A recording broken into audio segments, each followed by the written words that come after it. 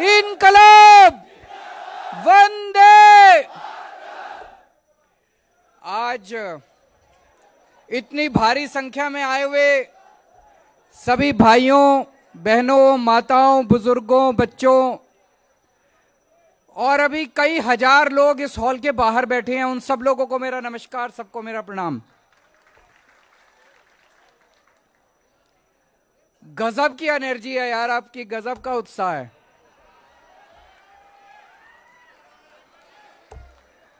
और अभी हम अहमदाबाद से निकले यहां आने के लिए, सड़क के दोनों तरफ इतने लोग थे, ऐसे लग रहा था जैसे गुजरात के अंदर क्रांति आ रही है।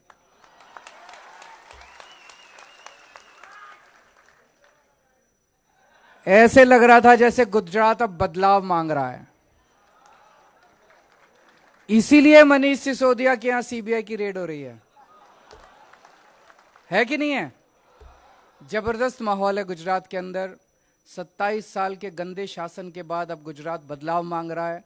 अभी तक गुजरात के पास विकल्प नहीं था, अब एक अच्छा ईमानदार विकल्प मिला है और गुजरात के लोग भी चाहते हैं कि जैसे दिल्ली और पंजाब में अच्छा काम हो रहा है, गुजरात में भी होना चाहिए। ये धर्म युद्ध है, ये महाभारत की तरह है। जैसे महाभारत की आपने कहानी सुनी होगी, जब महाभारत युद्ध शुरू हो गया तो श्री कृष्ण जी सोए हुए थे। उनसे मदद मांगने के लिए दुर्योधन और श्री कृष्ण दोनों पहुंचे।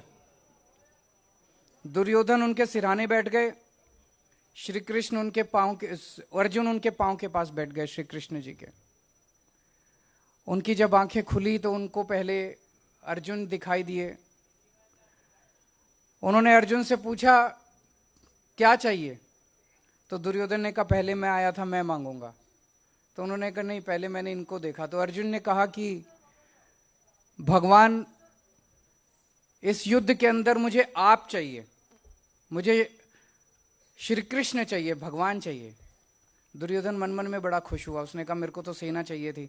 तो उसने कहा भगवान अगर ये ऐसे कह रहे हैं तो आप इनके साथ चले जाइए, मुझे अपनी सेना दे दीजिए। आज इन लोगों के पास पूरी सेना है, इन लोगों के पास पूरी ताकत है, इनके पास सीबीआई है, इनके पास ईडी है, इनके पास इनकम टैक्स है, इनके पास पुलिस है, इनके पास सारी, इतना पैसा है इन लोगों के पास। हमारे साथ श्री कृष्ण है, हमारे साथ भगवान है और अंत में जीत सच्चाई की होगी, भगवान की होगी। और भगवान जनता के दिल में बसते हैं, जनता भगवान होती है, जनता जनार्दन होती है। आज जनता हमारे साथ है, ये जितना मर्जी हमें परेशान कर लें। आज दिल्ली में हमने शिक्षा और स्वास्थ्य में शानदार काम किया है। ऐसा काम किया है कि 75 साल, आजादी के 75 साल में इतना अच्छा काम कभी नहीं हुआ। जैसा भी मैं आपसे पूछ रहा था, मैंने आप लोगों से पूछा भाई सरकारी अस्पताल में कौन कौन लेके जाता है? कोई नहीं लेके जाता। दिल्ली में आजकल अमीर लोग भी सरकारी अस्पताल में अपना इलाज कराते हैं।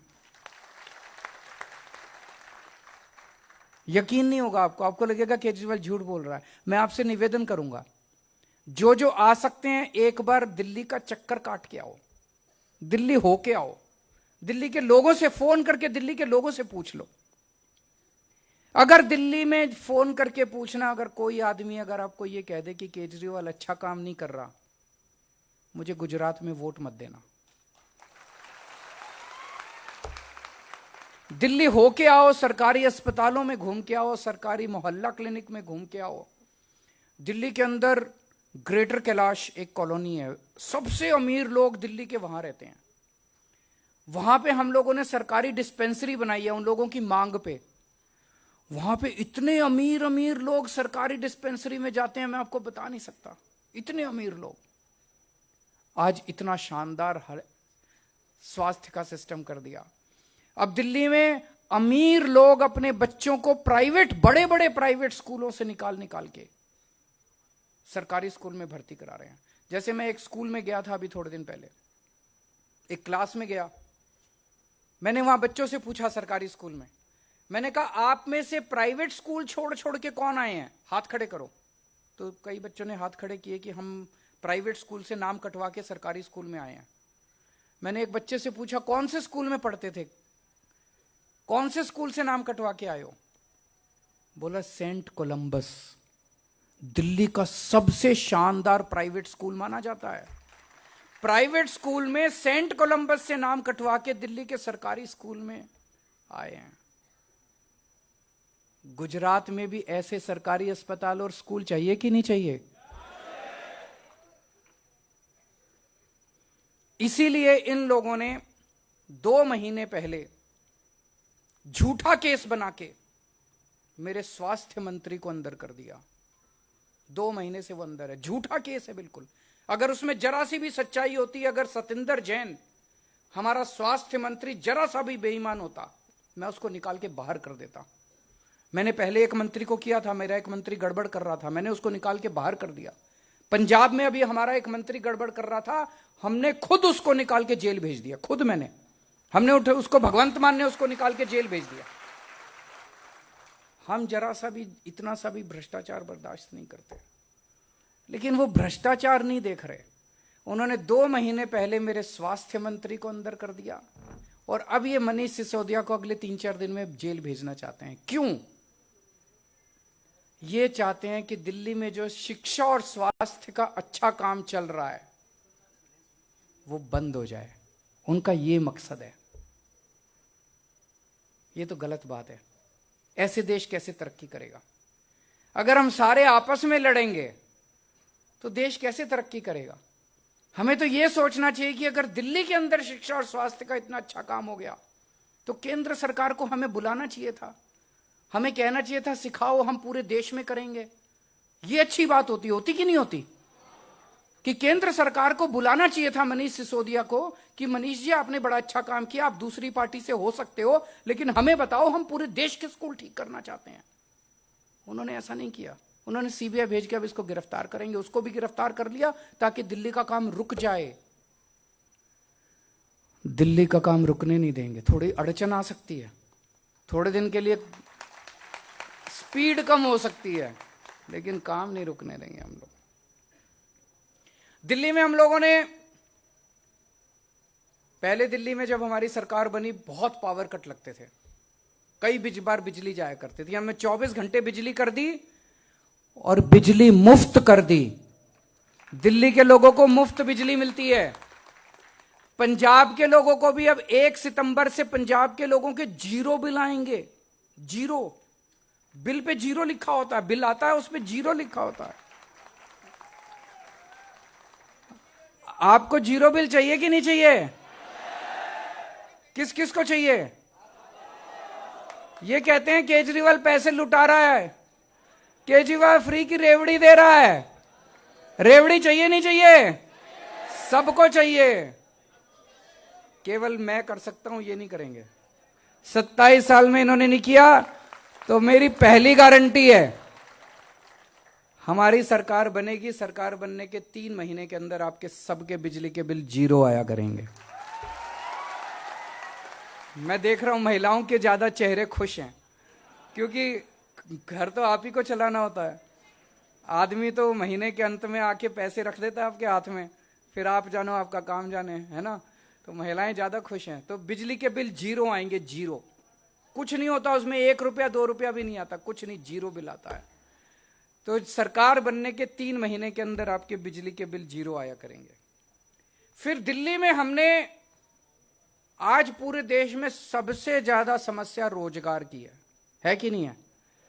नौकरी नहीं है, रोजगार नहीं है, काम नहीं है करने को। खाली बैठे हैं बच्चे घर में, पढ़ लिख के खाली बैठे हैं। कहां जाएं, किससे बात करें? कोई सुनने को तैयार नहीं है। इनके पास जाओ तो ये तो कहते हैं कि किसको, इनको तो अब चिंता भी नहीं है बीजेपी वालों को। गुजरात में इनसे हम बात करते हैं, हम कहते हैं काम क्यों नहीं करते? कहते क्या जरूरत है, जनता किसके पास जाएगी? हमारे ही पास आएगी। 27 साल हो गए इनको। इतना अहंकार हो गया इन लोगों को, इतना अहंकार हो गया बीजेपी वालों को। दिल्ली में पिछले कुछ सालों के अंदर, 5 साल के अंदर, मैंने 12 लाख बच्चों को रोजगार दिलवाया है। 12 लाख बच्चों को। दिल्ली तो छोटा सा है, वहां 12 लाख बच्चों को दिलाया तो यहां तो ज्यादा ही दिला देंगे। करना आता है हम लोगों को, रोजगार दिलाना आता है, हम ही को आता है, इनको नहीं आता, हम ही को आता है। तो गुजरात में हमने गारंटी दी है, गुजरात के हर बेरोजगार युवा को रोजगार दिलाएंगे 5 साल में, और जब तक रोजगार नहीं मिलता हर बेरोजगार युवा को 3,000 रुपए महीने का बेरोजगारी भत्ता।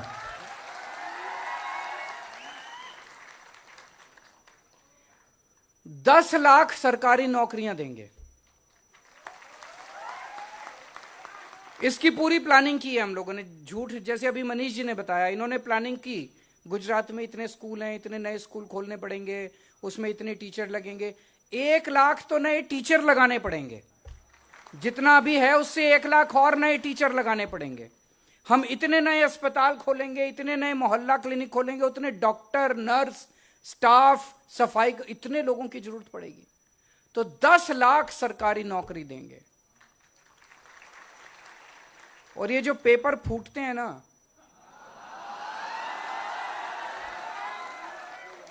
इसका कानून लेके आएंगे, इसका कानून लेके आएंगे। पेपर फूटने वालों को जिंदगी भर जेल में रखेंगे।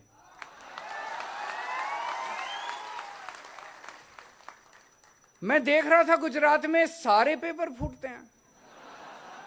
जो सरकार एक पेपर नहीं करा सकती वो सरकार क्या चलाएंगे, उनके बस की बात नहीं है। जो सरकार एक, दिल्ली में अभी तक एक पेपर नहीं फूटा 7 साल में। जो गुजरात में अगर सरकार एक पेपर नहीं चला से, एक पेपर नहीं कर सकती, वो क्या सरकार चलाएगी। उनको छोड़ देना चाहिए, उनके बस की बात नहीं है। हम एक भी पेपर नहीं फूटने देंगे, टाइम पे पेपर होंगे सारे के सारे, और इसके खिलाफ एक सख्त कानून लेके आएंगे। और एक बात, 18 साल से ऊपर की हर महिला को हर महीने 1,000 रुपए उसके अकाउंट में देंगे। होना चाहिए कि नहीं होना चाहिए। मैं बहुत सारी ऐसी गरीब बेटियों को जानता हूं जिनको एडमिशन मिल जाता है अच्छे कॉलेज में, लेकिन पिताजी के पास पैसा नहीं है आने जाने का पैसा देने के लिए, कॉलेज की फीस देने के लिए पैसा नहीं है। अगर उनको 1,000 रुपए उनके अकाउंट में जाएगा तो उस बच्ची की पढ़ाई पूरी हो जाएगी। आजकल महंगाई इतनी ज्यादा हो गई, एक औरत अपने बच्चों को पालती है, अगर 1,000 रुपए उसके हाथ में जाएगा तो बच्चों के लिए कुछ फ्रूट्स ला सकती है, दूध ला सकती है, कुछ उसको दे सकती है। एक बुजुर्ग महिला है,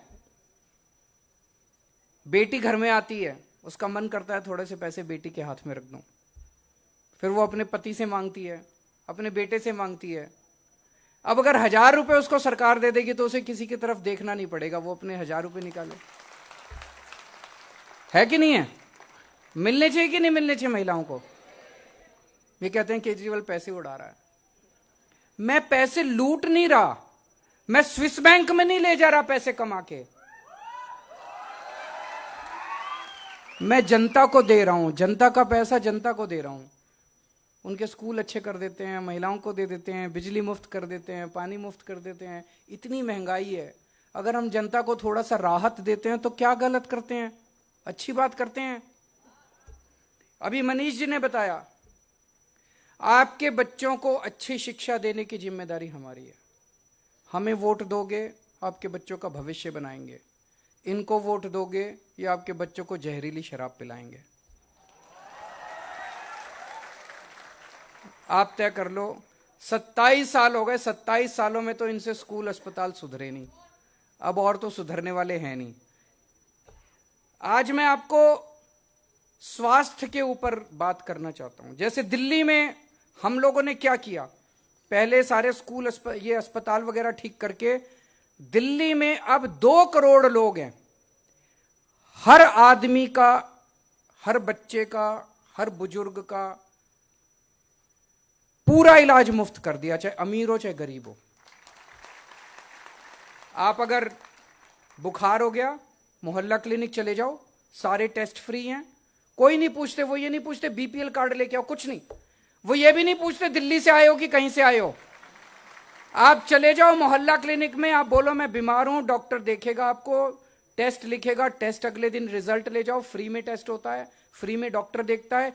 एयर कंडीशनड मोहल्ला क्लिनिक, ऐसे प्राइवेट अस्पताल भी नहीं मिलते। और सारी दवाइयां मुफ्त देते हैं। आपको बड़ी बीमारी हो जाए, कैंसर हो गया, किडनी ट्रांसप्लांट करना है, कई लाख रुपए लगेंगे, आप दिल्ली सरकार के बड़े अस्पताल में चले जाओ, सारा ऑपरेशन मुफ्त, सारे टेस्ट मुफ्त, सब कुछ मुफ्त होता है वहां पे। चाहे 40 लाख रुपए का भी खर्चा आएगा, आपको चिंता करने की जरूरत नहीं है, सारा दिल्ली सरकार देती है। तो सबसे पहली गारंटी मेरी सेहत पे है कि सबको मुफ्त इलाज देंगे, अच्छा इलाज देंगे। गुजरात के हर नागरिक का पूरा इलाज, अच्छा इलाज देने की जिम्मेदारी हमारी होगी। दूसरा, सारी दवाइयां, सारे टेस्ट, सारा इलाज, सारे ऑपरेशन, सब कुछ मुफ्त होगा। तीसरा, हर गांव में और शहर के हर वार्ड में एक एक मोहल्ला क्लिनिक खोलेंगे, जैसे दिल्ली में खोला है। चौथा, जितने सरकारी अस्पताल हैं उन सारे अस्पतालों को शानदार बनाएंगे, एयर कंडीशनड बनाएंगे, डॉक्टर को अच्छा करेंगे, अच्छा इलाज करेंगे, सब पूरा कायाकल्प करेंगे सरकारी अस्पतालों का, और कई नए सरकारी अस्पताल खोलने पड़ेंगे। और पांचवा, दिल्ली में हमने एक योजना की है, अगर किसी का एक्सीडेंट हो जाए, किसी का भी एक्सीडेंट हो जाए, अमीर हो गरीब हो, चाहे कोई बाहर का हो, मान लीजिए बॉम्बे से कोई गुजरात आया और उसका गुजरात में आके एक्सीडेंट हो गया, उसका पूरा इलाज चाहे बड़े से बड़े प्राइवेट अस्पताल में कराना पड़े, पूरा इलाज दिल्ली सरकार देती है। यही गुजरात में करेंगे। अगर एक्सीडेंट हो जाता है तो चाहे प्राइवेट में आपका इलाज कराना पड़े, सारा खर्चा दिल्ली सरकार देगी।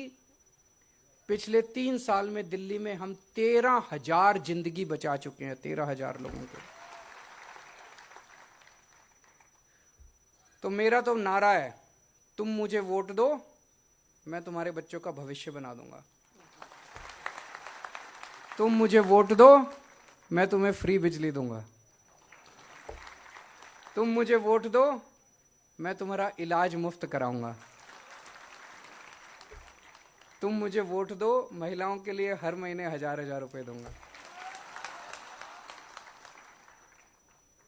और जितने पुलिस वाले हैं भाई बहन, उनको मैं कहना चाहता हूं, वो बड़े दुखी थे, अब खुश हैं।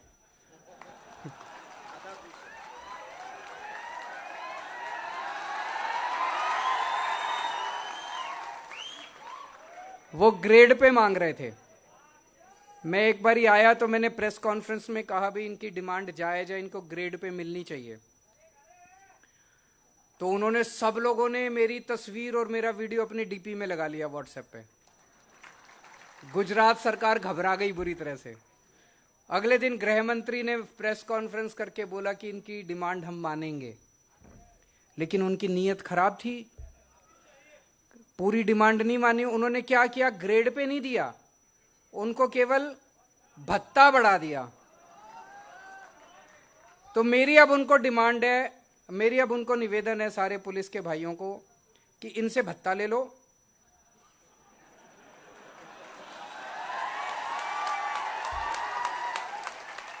भत्ता इनसे ले लो। अगले 3 महीने प्रचार आम आदमी पार्टी का करो, जब हमारी सरकार बनेगी तो ग्रेड पे मेरे से ले लेना।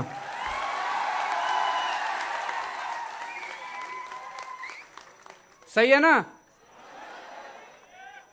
अभी कल मेरे को पता चला इन्होंने 1 करोड़ रुपया, अभी थोड़े दिन पहले जब मैं आया मुझे पता चला कि यहां पे गुजरात का कोई रहने वाला व्यक्ति फौज में अगर है और वो शहीद हो जाता है, तो गुजरात सरकार की योजना थी उसको 1 लाख रुपए देते हैं, और वो भी नहीं देते, उसके लिए भी दौड़ाते हैं उसको।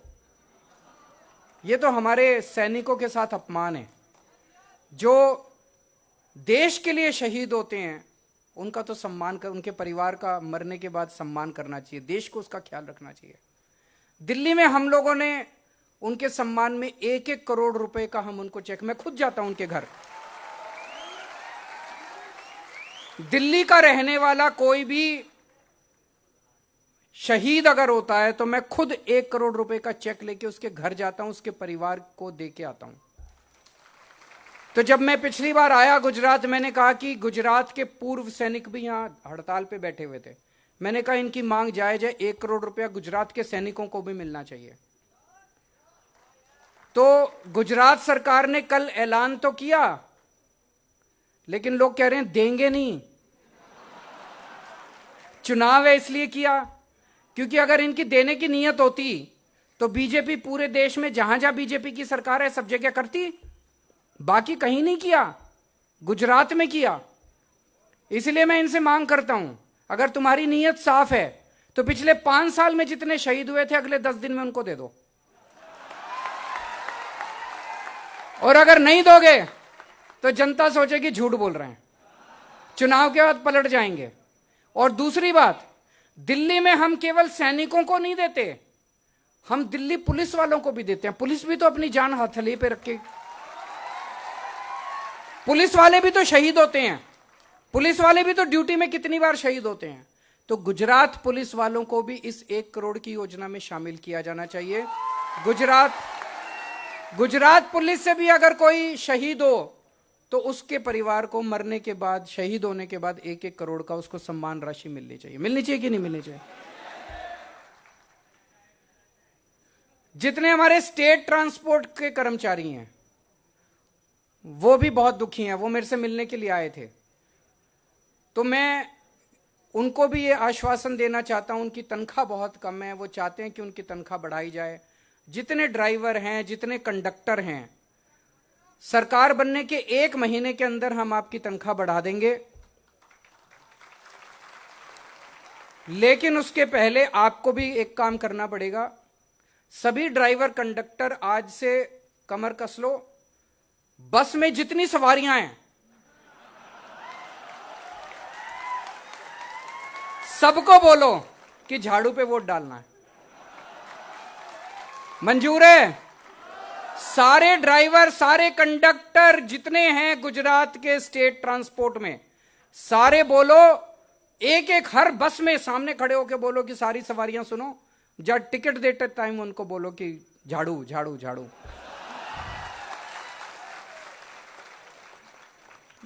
आप हमारी सरकार बनाओ, 1 महीने के अंदर मैं आपकी सारी डिमांड्स पूरी कर दूंगा।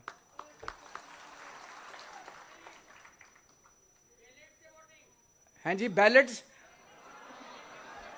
एक काम करते हैं, कोई मुझे बता रहा था, मुझे पता नहीं है, कहते हैं वोटिंग मशीन में इतने परसेंट उतने परसेंट गड़बड़ होती है, लेकिन तुम इतने वोट देना उनकी वोटिंग मशीन भी, उनका फॉर्मूला खत्म हो जाए। जैसे दिल्ली और पंजाब वालों ने दिया, दिल्ली में 70 में से 67 सीट पिछली बार, इस बार 62 सीट। पंजाब में 117 में से 92 सीट। गुजरात में कितनी दोगे?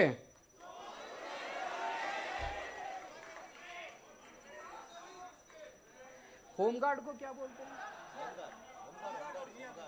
हैं? जीआरडी।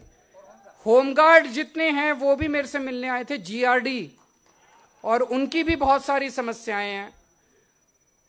दिल्ली में भी थी होमगार्ड वालों से, तो मैं दिल्ली में जब मैं मुख्यमंत्री नहीं बना था, बनने के बाद भी बहुत मिलता था, वहां भी समस्याएं दूर की। आपकी भी सारी समस्याएं दूर करेंगे। आप भी अब प्रचार पे लग जाओ, 3 महीने खूब प्रचार करो मिलके। अब कुछ एक प्रश्न जो हुए थे, एक किसी भाई ने बताया कि 30 लाख परिवार ऐसे हैं जो चिट फंड के शिकार हैं। भगवंत मान पंजाब के मुख्यमंत्री ने पिछले हफ्ते ही इसके ऊपर बहुत बड़ी इंक्वायरी शुरू की है, यहां भी करेंगे, आपका एक एक पैसा आपको वापस दिलाएंगे। वहां से इलेक्ट्रिसिटी स्टाफ के किसी कर्मचारी ने, डिस्कॉम, उन्होंने कहा था उनके कई सारे मसले हैं। आप लोग भी बिजली वाले जितने घरों में जाते हो प्रचार करो खूब, मीटर रीडर भी हैं, घर घर भी जाते हैं, प्रचार करो खूब, सरकार बनाओ, 1 महीने में आपके सारे मसले दूर करेंगे। जीआरडी,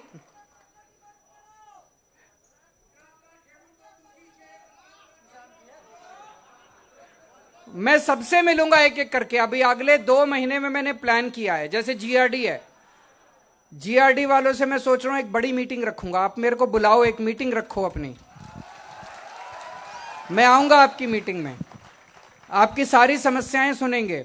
देखो कुछ लोग ऐसे हैं जो सरकारी कर्मचारी हैं, वो मीटिंग कर नहीं सकते, उनकी मजबूरी है, सरकार उनको नौकरी से निकाल देगी, उनको मैं ऐसे ही बोलता हूं।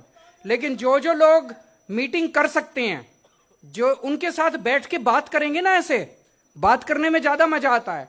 आमने सामने बैठेंगे, बात करेंगे, चाय पियेंगे, 1 कप चाय आप पीना, 1 कप चाय मैं पीऊंगा। एक प्रश्न बड़ा जरूरी आया कि हर बार जब ये सरकार बनाते हैं 4 साल कोई भर्ती नहीं करते, 5वें साल में भर्ती करते हैं, क्योंकि इनकी नीयत खराब होती है। इन्होंने भर्ती नहीं करनी होती, चुनाव के पहले दिखाना होता, दिखावा करना होता है। हमारी पंजाब में सरकार बनी है अभी, और पंजाब के अंदर अभी 6 महीने के अंदर भर्तियां शुरू हो गई है। सारी एक एक करके जितनी वैकेंट पोस्ट हैं सारी भर्ती कर रहे हैं। 26,000 वैकेंट पोस्ट हैं, उसकी वैकेंसी निकाल दी है, वो भर्ती हो रही है। 36,000 कर्मचारियों को पक्का करना है, उनको पक्का करने का, जितने कच्चे कर्मचारी थे उनको पक्का करने का काम शुरू हो गया। तो सरकार बनने के तुरंत बाद एक एक जितनी डिपार्टमेंट्स में वैकेंसी है सारी वैकेंसी भरने का काम शुरू करेंगे। 4 साल हम इंतजार नहीं करने वाले, आप भरोसा रखो। एक किसी ने कहा एकलव्य टीचर्स वाला जो था, कि एकलव्य के लिए जो काम कर रहे हैं टीचर्स, वो टीचर्स, आप बिल्कुल चिंता मत करो, जितने भी टीचर्स हैं सब टीचर्स को समान रूप से रखा जाएगा। जो एक सरकारी टीचर को जो स्केल मिलना चाहिए सबको वो स्केल देंगे। बहुत बड़े स्तर के ऊपर नए स्कूल बनाएंगे, नए टीचर्स रखेंगे। जो पुराने टीचर्स हैं अलग अलग उनके जितने मसले हैं, जैसे इन्होंने बताया एकलव्य के जो टीचर्स हैं उनको पूरी तनख्वाह नहीं मिलती, कम तनख्वाह मिलती है, आपको सरकारी स्केल दिलाएंगे। और यहां पे एक मैडम ने बोला कि भ्रष्टाचार बहुत ज्यादा है। दिल्ली में हमने जो इतने सारे काम किए, लोग कहते हैं केजरीवाल जी पैसा कहां से आता है? आपने बिजली भी मुफ्त कर दी, आपने स्कूल भी बनवा दिए, स्कूलों में शिक्षा भी मुफ्त है, नए अस्पताल भी बना दिए, अस्पतालों में भी इलाज मुफ्त है, मोहल्ला क्लिनिक कितने बना दिए, पानी मुफ्त कर दिया। हम दिल्ली में बुजुर्गों को तीर्थ यात्रा भी कराने ले जाते हैं मुफ्त में, अयोध्या जी ले जाते हैं, शिरडी बाबा ले जाते हैं, पुरी जी ले जाते हैं, पूरा आना जाना खाना पीना बुजुर्गों का सब मुफ्त होता है। एसी ट्रेन में ले जाते हैं, एसी वहां पे होटल में रुकवाते हैं, बुजुर्गों को तीर्थ यात्रा कराते हैं, वो भी मुफ्त है। योगा कराते हैं दिल्ली में, पूरे दिल्ली के अंदर जगह जगह पार्कों में योगा क्लासेस फ्री में होती हैं। लोग पूछते हैं मेरे से पैसा कहां से आता है? हमने सरकार में पहले जितना करप्शन होता था वो बंद कर दिया, खूब पैसा बचने लग गया, खूब पैसा बचने लग गया। गुजरात में भी पैसे की कमी नहीं है, नीयत की कमी है। अच्छी नीयत वाली सरकार आएगी, सारे काम होंगे। और जो आम आदमी आप काम कराने जाते हो सरकारी दफ्तर में, आपसे पैसे मांगते हैं, चाहे ये काम करवाना हो, बिजली का कनेक्शन लेना हो, पानी का कनेक्शन लेना हो, जाति प्रमाण पत्र, हैं जी 500 और भी कई चीजों के और भी ज्यादा होते हैं। दिल्ली में हमने काम किया, दिल्ली में धीरे धीरे करके हम सारे सरकारी दफ्तर बंद करते जा रहे हैं। हमने क्या किया? हमने एक फोन नंबर जारी कर दिया, 1076 4 डिजिट नंबर है, दिल्ली से काम करता है। उस नंबर पे फोन करो, आप बोलो कि मेरे को अपना जाति प्रमाण पत्र बनवाना है, बोलो कि मेरे को बिजली का नया कनेक्शन लेना है, मुझे राशन कार्ड बनवाना है, जो काम आपको कराना है आप बोलो उसको। वहां से आवाज आती है, वो कहते हैं कि हम आपका काम करने के लिए आपके घर कितने बजे आए?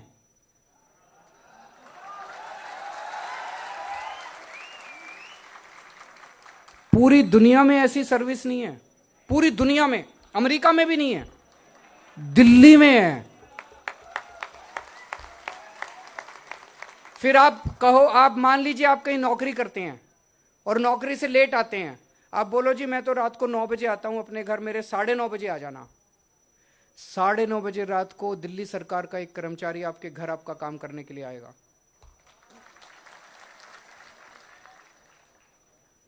और वो आके आपको कहेगा ये पेपर चाहिए, आप उसको पेपर दीजिए, अपने साथ एक फोटोकॉपी मशीन लेके आएगा, वो आपकी पूरी फोटोकॉपी कर लेगा, आपको एक रसीद दे के जाएगा, और 10 दिन के अंदर आपका कार्ड या जो भी काम है वो आपके घर आपके बाय पोस्ट आ जाएगा।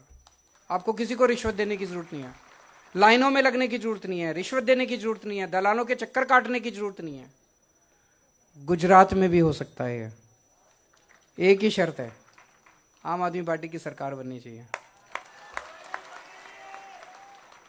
तो दोस्तों, जैसा ईशुदान भाई ने कहा, गोपाल भाई ने कहा, सब लोगों ने कहा, एक एक आदमी को जिम्मेदारी लेनी पड़ेगी 100 लोगों को वोट देने के लिए तैयार करने की। मंजूर हैं आप लोग? सब लोगों को जिम्मेदारी लेनी है। इस चुनाव को हमें एक क्रांति के अंदर, एक आंदोलन के अंदर तब्दील करना है। गली के अंदर लोग निकल जाएं आम आदमी पार्टी के लिए। अगर सारे जनता तय कर लेगी तो ये जितनी मशीन खराब कर लें, फिर मशीन हमारी है, उसके बाद सारी वोट हमें पड़ेगी। भारत माता की धन्यवाद साहेब श्री। टूंक